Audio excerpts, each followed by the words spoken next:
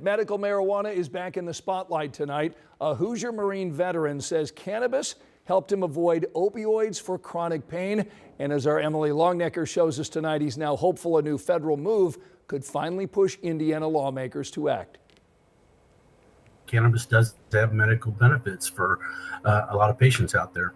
Jeff Staker would know. The U.S. Marine Corps veteran who served in Operation Desert Shield and Desert Storm has used it for several years for chronic back pain, the result of his military service.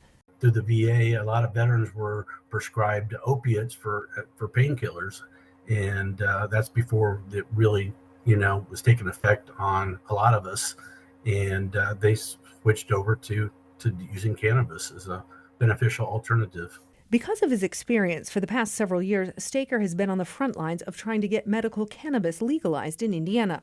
He's hoping President Trump's signing this week of an executive order to reclassify marijuana as a less dangerous drug will help in that process. And I think this is the next step, and it will open up the door for the remaining handful of states that do not have cannabis for medical reasons. Right now, 40 states and Washington, D.C. have legalized marijuana for medical use.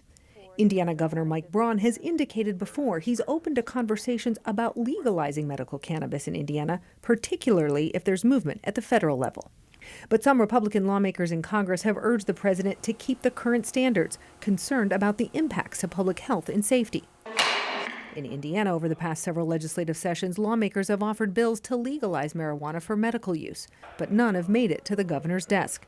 So far, no bills have been filed this session that address the issue. Jeff Staker hopes that changes.